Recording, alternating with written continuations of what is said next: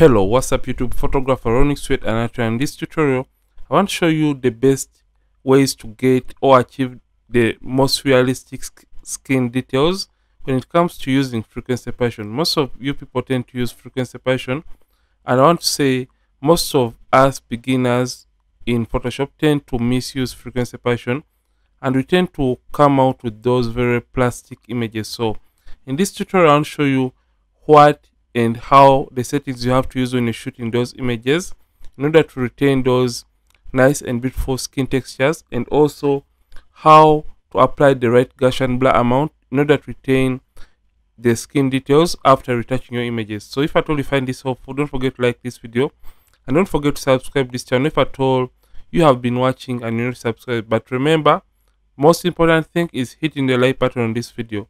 So you can see this image that we have, and if at all I try to zoom in, you can see that it has very evident textures or skin textures in it. So this is for those that want to learn how to shoot and get the best information or the best textures in the images. So I'm just going to come and open up the camera raw filter after creating a copy from the background there. So I'm just going to come right here to filter and come to camera raw.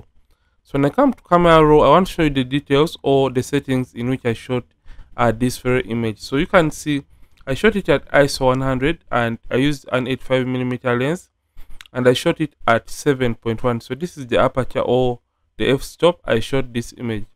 So the trick right here is the f-stop right here, because when you shoot it at a very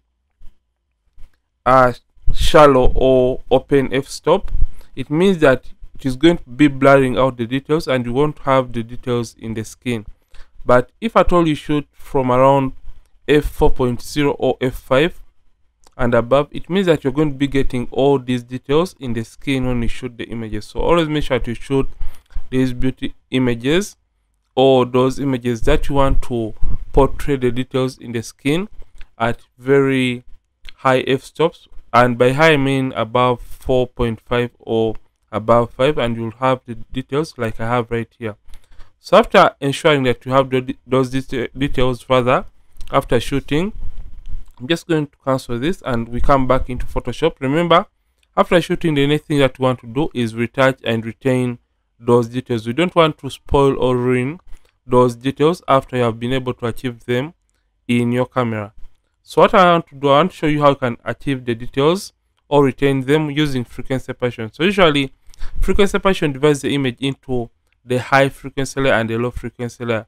In the high frequency layer, usually we have the textures, and in the low frequency layer, usually we have our colors. So I want to show you how to retain those textures and understand the basics when it comes to frequency separation, because when you mess up this step that I'm about to show you, you are not going to be able to achieve the details or the textures better in your images. So I'm just going to create the two layers that are involved in frequency separation, and I'm going to name this into low and I'm going to name this into high. So the low frequency layer contains the colors like I said, and the high frequency layer contains the textures in the image. But remember, we only want to remain with the textures. So in order to do this, you have to ensure that you balance or you create a balance between the colors and the textures, and you retain what you need more in the image. So for this case, I'm just going to come and turn off. Usually we turn off the high frequency layer, and this is one of the most important steps, or even the most important step when it comes to frequency separation. And if at all you have the action, your action usually stops at this point when you apply the Gaussian blur in the low frequency layer. So this is the most important area, and I want you guys to pay attention to this very step. So when you select the low frequency, all your action is going to stop on this low frequency or you apply the Gaussian blur. So select it, then you come to filter, blur, and come to Gaussian blur right here. So this is why you have to retain the textures, and I want you to pay maximum attention. So when your action stops here, or if at all you're creating the frequency separation from the very start and it stops right here, you have to make sure that you zoom in and you look for an area that has more skin textures than the rest of the skin. So for this case, I'm just going to zoom in, and you can see around the nose area that is where I have more or prominent skin textures. So you have to zoom in right here and make sure your preview is on right here. So if at all I zoom in right here, you can see that we have those textures. But remember, in the low frequency, I only want to retain the colors in this very image. So with this area got or zoomed in, you have the radius, and just simply left click on this pointer and start moving it towards the right hand side. So you have to move it up to a point when these details are just starting to get completely lost out of the image. We don't stop at the point when you're just starting to blur out the details. We stop at the point when the details are just completely disappearing. That is the sweetest spot for retaining the texture. So for this case, I'm just going to start moving the radius all the way up, and I'm going to stop at the point when I am just completely losing out on the textures. You can still identify the textures in the image, and right here you can even still see them even more. So just start or continue moving this up to the point when they're just starting to get lost from your image. So at round 7, that is when I'm just starting to completely lose out on the textures, and you can see this looks okay. And on the real image, that is when the textures are just starting to disappear. So this is more like a reference point, and just stop at that point when you have just started losing out on the textures or the details in the image, and simply, sorry about this, and simply hit OK. So when you hit OK, it is going to blur out on your image, and after blurring out, just come and select the high frequency and now activate it by turning on the visibility icon. And right now we just have to come to image and come down to apply image. So when you come to apply image, it is going to open up this window for the apply image option. So after doing this, just come and select the layer from which we want to extract the textures, which is the low frequency layer, and make sure the channel is RGB, and the blend mode for an 8-bit image. If at all you have 8 right here, it means that your image is going to be 8-bit. So make sure you choose a blend mode of subtract, and the opacity has to be 100, the scale is 2 and offset 128.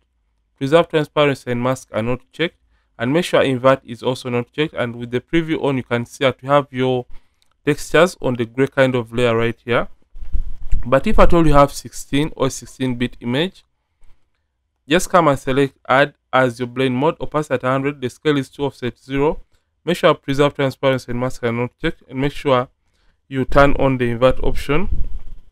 And with the preview on, you can see that we have the same results. Just come and press OK.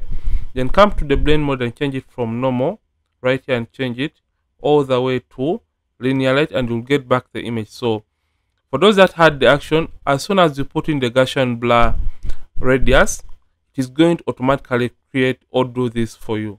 So I'm just going to come and put these two in a group by pressing Ctrl Command and clicking on both layers, and pressing Ctrl G or Command G on the keyboard, and I'm going to rename this into frequency separation. So right now you can see there is no difference between our initial image and our original background image. So I'm just going to open this and select the low frequency I use. So usually when we are doing skin retouching, we only want to blend the colors first, and we do less on the skin textures, because on this texture layer we only want to remove the blemishes, and on the color layer we just want to do the overall retouching and mixing of the colors in the skin tone. So we select the low frequency layer, and now come and get the mixer brush tool. So come under the brushes and get your mixer brush tool, and if at all it is not right here, just come and get it here if at all you have old versions of Photoshop. So the trick right here is getting the settings to the mixer brush tool well. So you can find different photographers on YouTube using different settings on the mixer brush tool, but usually what I use and what I've been using to retain those details within the skin, I simply come right here to the settings and make sure the hardness is at 0%, and make sure it is a clean brush. I selected the option which says clean the brush after each and every stroke. The weight I use is 9%, the load of 75, the mix at 90, and the flow of 100%.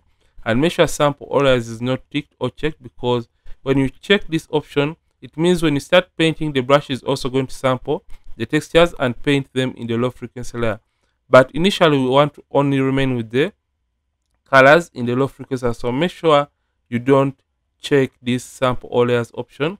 After doing that, just come and deactivate or hide the high frequency layer so that you can look at the colors only and you're not distracted with the textures in the image. So you can either increase on the size of the mixer brush tool by using the open and close brackets on the keyboard to do that, depending on the area you're trying to work on.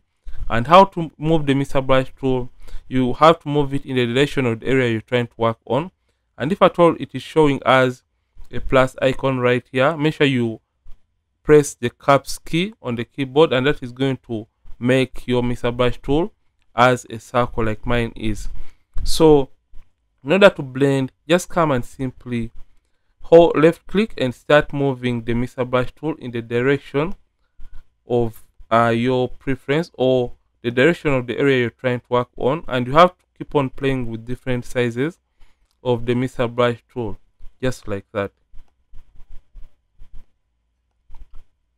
So just come and paint just like that, but remember the image is going to be looking plastic as you're working on it when you have turned on the texture layer, or when you have turned off rather the texture layer. But the trick here is we just want to look at the colors and we blend those colors to look better or to blend well. So you have to keep on painting colors that are looking alike, and where they're transitioning from one area to another, just come and blend that border and you are going to be having the best out of your image. So just look at this area. I'm just going to paint that color alone, and where it is transitioning from this color, just come and paint in that border just right there.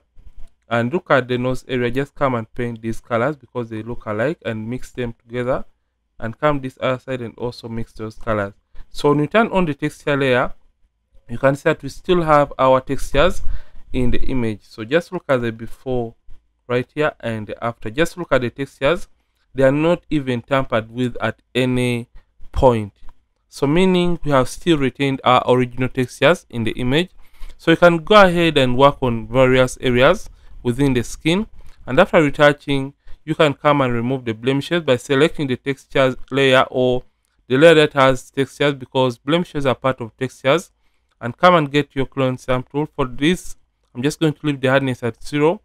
The blend mode is normal, opacity and the flat 100%, align is checked, and the sample has to be current layer because you only want to replace the blemishes with clean skin on the high frequency. So just zoom in, and with the clone stamp tool selected, you can come and start cleaning up. And how this works, you simply hold down the alternate key on the keyboard and left click on the area that is close to the blemish, a clean area. So you hold down the alternate and left click close to the blemish to copy clean skin close to that blemish, and simply release the alternate key on the keyboard and simply left click on the blemish to replace it with this clean skin, and you can see the blemishes are just gone. So basically that is how to retain natural and realistic skin texture in your images when it comes to using frequency separation. And if at all you have loved this, don't forget to like this video, and don't forget to subscribe this channel. If at all you have been watching and not subscribed yet to this channel, Ronnix from ronnixphotography. Thank you for watching, and see you in yet more amazing tutorials. And don't forget to keep practicing and also keep creating.